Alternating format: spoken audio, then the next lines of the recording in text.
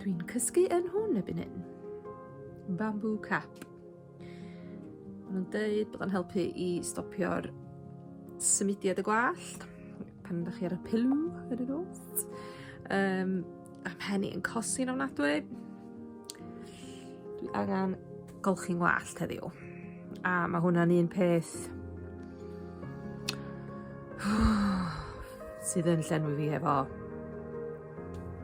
chydig o banic. Dwi'n gwybod bod y gwallt yn dod allan, mae o yn... Dwi'n ond yn gorfod wneud ymysydd drwy ddo, dwi'n cael darna. Dydy o ddim be oedd rhain disgrifio hyd yma, sef bod o jyst yn disgyn allan. Ond dwi'n gwneud y cold cap, so dwi'n gwybod os di hwnna'n helpu fo hynny. Dwi'n mynd obeithiol iawn am y gold cap yma. Dwi wedi dweud o 2 waith, mae'n erchyll, ond ar ôl chwarter awr mae rhywun jyst yn arfer efo fo. Wedyn ni hwnnw. So, mae gen i dal dipyn o wallt, ond mae o'n wallt. Mae'n stuck at ym mhen i, achos dwi heb i olchio mae hi heddiw yn ddydd Mercher, a dwi heb i olchio dydd Sadwrn. Sydd ddim yn rhywbeth dwi'n gwneud yn arferol, te. Ond da chi'n gallu gweld... Dwi'n gwybod os chi'n gallu gweld hynna.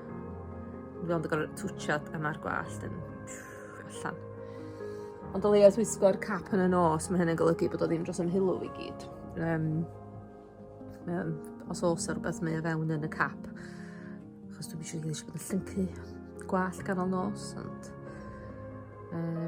Ia, felly problemau chemo yn cynyddu. Eisiau gael chemo wsos i dy llun a mae'n Mercher heddiw. So, mae'n amlwg... Mae'r gwallt dwi'n teimlo'n rhyw wsos a hanner pythefnos ola na, mae o'n shedio mae o. Felly dwi'n mynd obeithiol iawn bod fi'n mynd i ddod o lot o wallt ar ôl hwnnw fo. Dwi wedi prynu capiau.